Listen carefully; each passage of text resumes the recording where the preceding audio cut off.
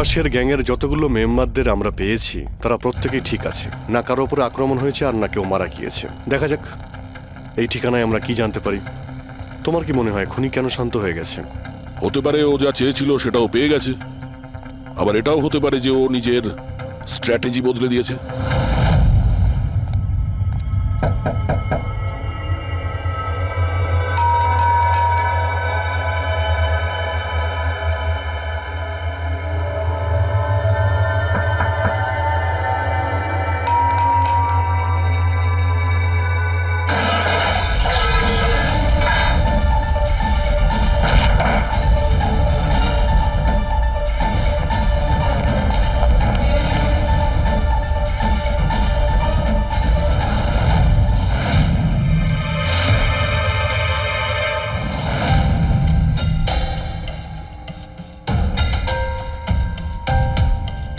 Sir, যদি তা সত্ত্বেও আপনার আমার কথা বিশ্বাস না হয় তাহলে এই রইল রয়ের বসের নাম্বার। আপনি এনার সঙ্গে কথা বলে আমার সম্পর্কে যা ইনফরমেশন চান নিতে পারেন। প্যাট্রিক,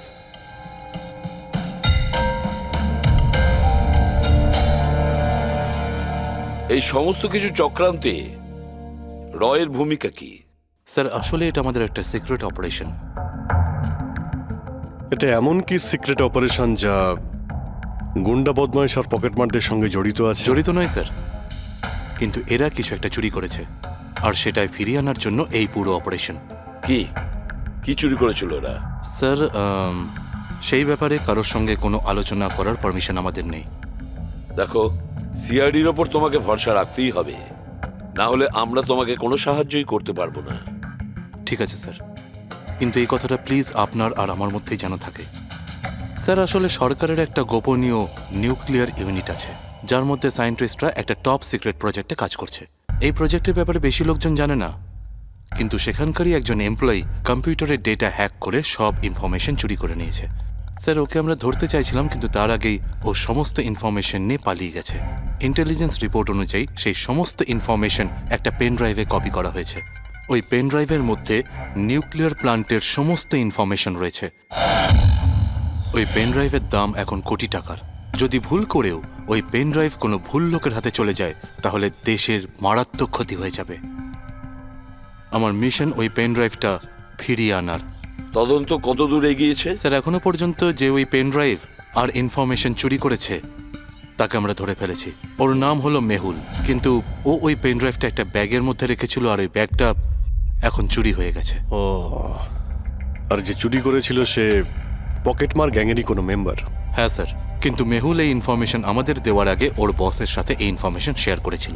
আর এখন মেহুলের বস পকেটমারদের প্রাণে মেরে দিচ্ছে। ইয়েস স্যার, এখন রয়ের টিম আর মেহুলের বসের টিম ওই পেন ড্রাইভটা খোঁজার চেষ্টা করছে। আর বলির পাঠা হচ্ছে পকেটমার। Yes sir. স্যার, হ্যাঁ, র চিফ মিস্টার বিজেন্দ্রর সাথে কথা হলো। বিক্রম একজন রয়ের এজেন্ট। উনি রিকোয়েস্ট করেছেন যে এই মিশনটায় আমরা ওকে সাহায্য করি। আচ্ছা।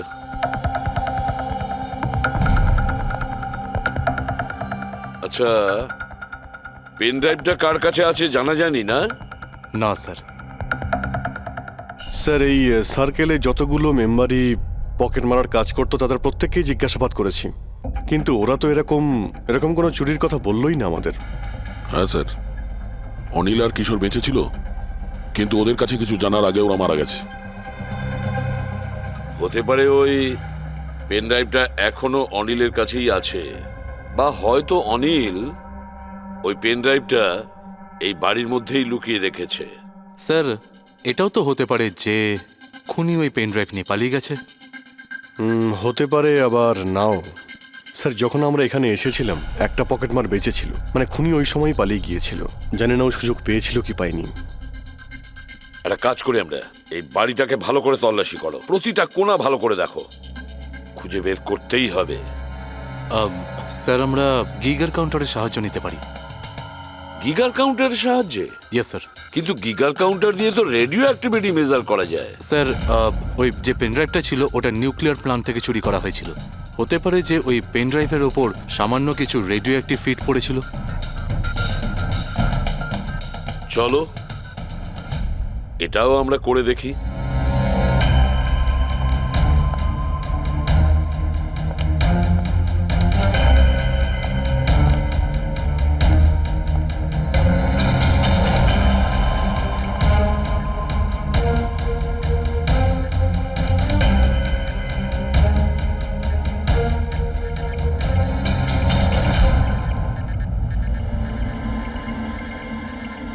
স্যার, হ্যাঁ, এই ব্যাগটার থেকে আওয়াজ আসছে। দেখো ব্যাগটার ভেতরে, তাড়াতাড়ি।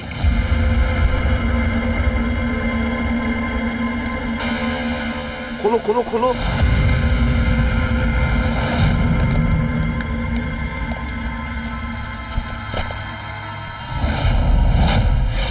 না স্যার, এটা কিভাবে সম্ভব?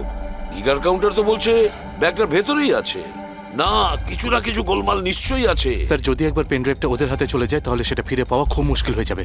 না, এই পেন ড্রাইভটা ওদের হাতে পৌঁছাবে না। এই বাড়িটাকে ভালো করে আবার চেক করো গিগার কাউন্টার দিয়ে। চলো।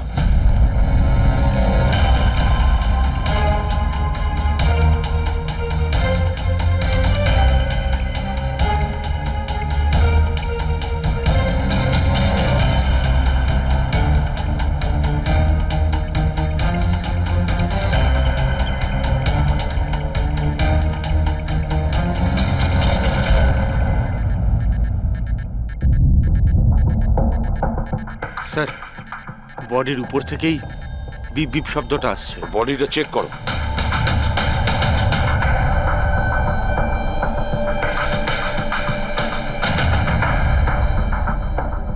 স্যার, জামার ভেতরে তো কোনো পেন ড্রাইভ নেই।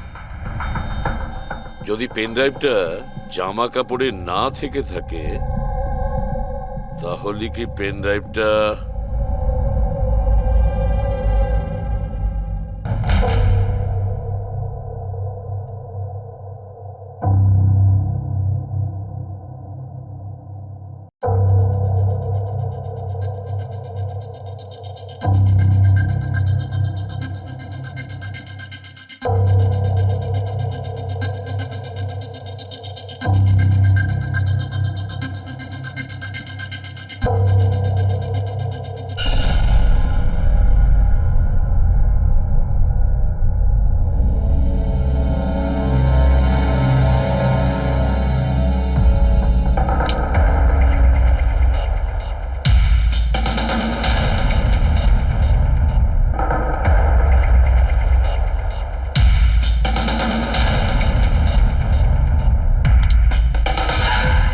স্যার এটাই সেই পেন ড্রাইভ।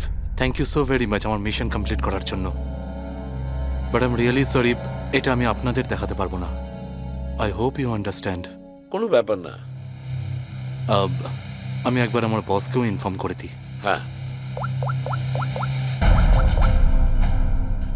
হ্যালো, হ্যাঁ স্যার পেন ড্রাইভ পেয়ে গেছি। ইয়েস স্যার, এক্ষুনি। Alright sir, okay. স্যার আমাকে এই পেন ড্রাইভ আর গিগার কাউন্টার এক্সচেঞ্জে জমা দিতে হবে। আমি আসি এখন। Yeah, thank you so much sir once again. Good luck. Thank you. ওকে।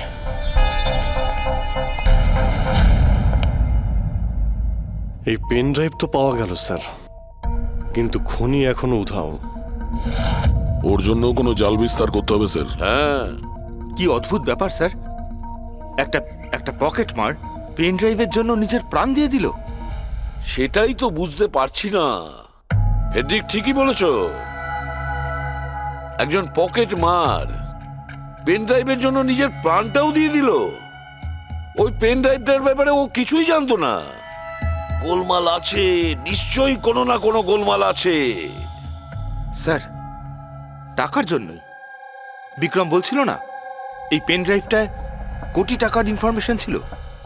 না ফ্রেডি, টাকা যতই হোক না কেন, জীবনের থেকে টাকার দাম বেশি না। একটা কাজ করি আমরা, পকেট মারের গ্যাংয়ের যে বস আছে না, ওকে ফোন করি আমরা। হ্যাঁ হ্যালো প্রকাশ, এসিবি প্রদ্যুমান বলছি। হ্যাঁ সালাম সাহেব। দেখো আমি দুটো লাশের ফটো পাঠাচ্ছি, তুমি দেখে বলো, ভালো করে দেখবে ওরা দুজন তোমার গ্যাংয়ের মেম্বার কিনা, অনিল আর কিশোর। হ্যাঁ স্যার।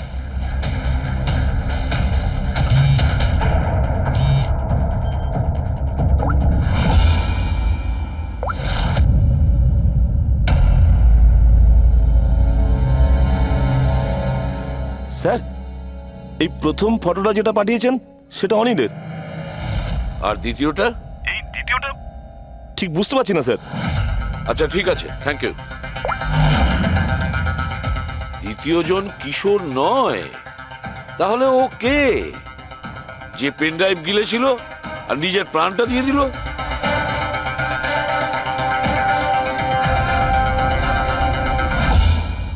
ফেডরিকা, একটা কাজ করো, রয়ের বিজেন্দ্রবাবুকে ফোন করো, জিজ্ঞেস করো ওনাকে।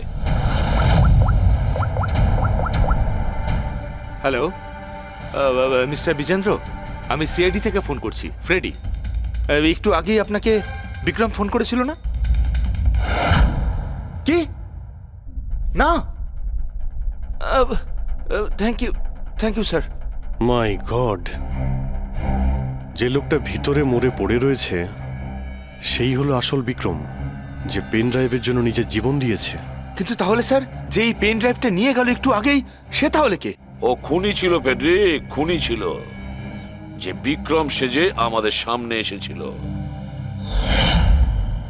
স্যার, এটাই হয়েছিল। আসল বিক্রম যখন পেন ড্রাইভটা খুঁজতে ভিতরে ঢুকেছিল তখনই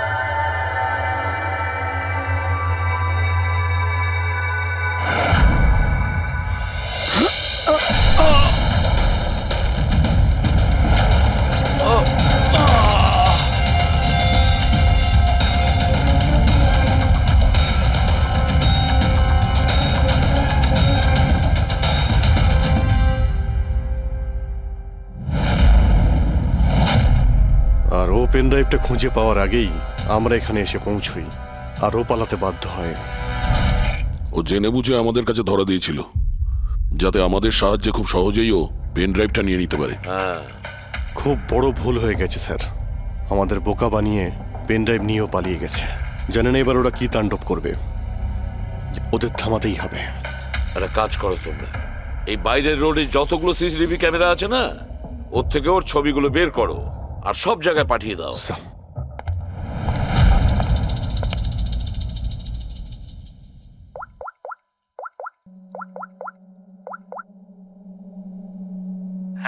প্রকাশ, এসিবি প্রদ্যুমান বলছি। নিজের অপরাধের প্রায়শ্চিত্ত করতে চাও? তাহলে একটা কাজ করো, অলিতে গলিতে রাস্তায় রাস্তায় তোমার যতজন লোক আছে ওদের সবাইকে বলে দাও একটা ছেলের ফটো পাঠাচ্ছি, সে যেন শহর ছেড়ে পালাতে না পারে।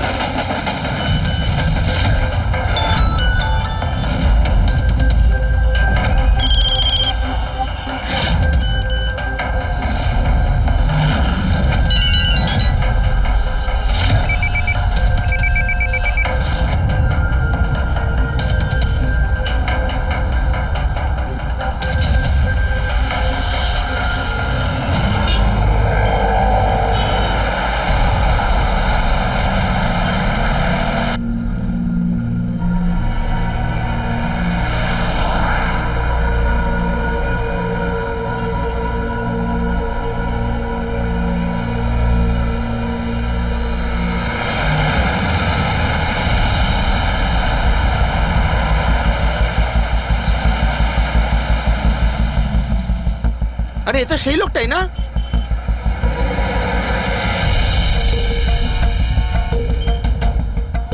হ্যাঁ, এটা সেই সেই লোকটাই। চল।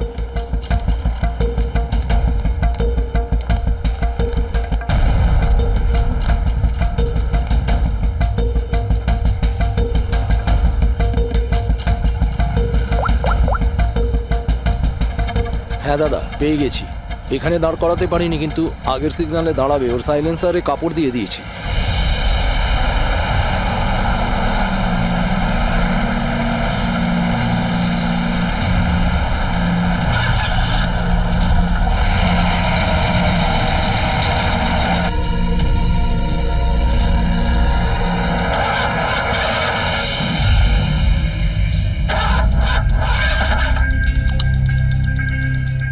হ্যালো,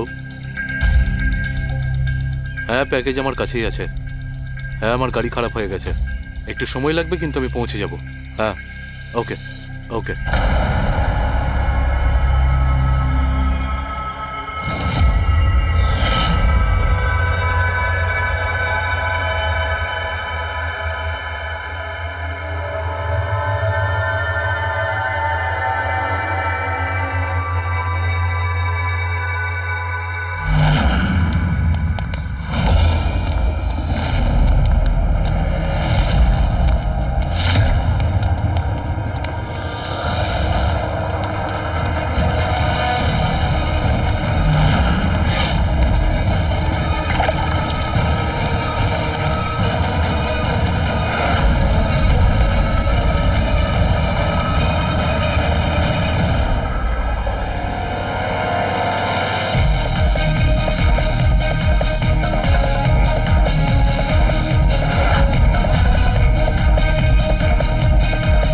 কেউ এগিয়ে আসবে না, কেউ কেউ এগিয়ে আসবে না, আমি বলে দিচ্ছি।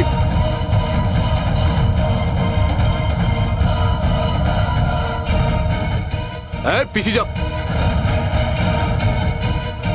হ্যাঁ কেউ এগিয়ে আসবে না, পিছিয়ে যাও, পিছিয়ে যা আমি বলছি।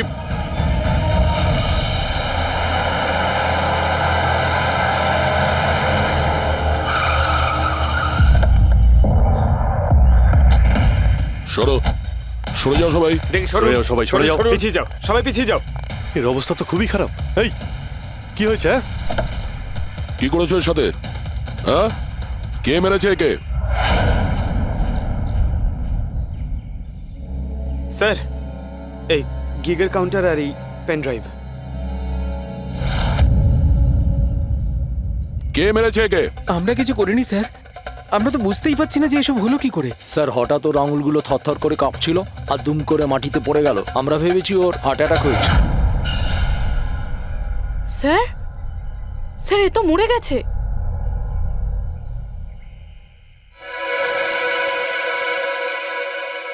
দয়া, এই দেখো সেই আংটিটা। এই ছুঁচের মধ্যে বিষ ছিল আর এইটা এই আংটির মধ্যে। আর বস, যদি আংটিটা এভাবে ঘোরানো হয় এই পিনটা বাইরে বেরিয়ে আসে। আমাদের অর্গান গ্যাংয়ের চোখ সিআইডি বন্ধ করে দিল। এটা তো ওই অর্গানাইজেশনের লোক মনে হচ্ছে। এটা কারা হতে পারে আর কি চায়? আর জানি না এখানে কি কি হতে চলেছে।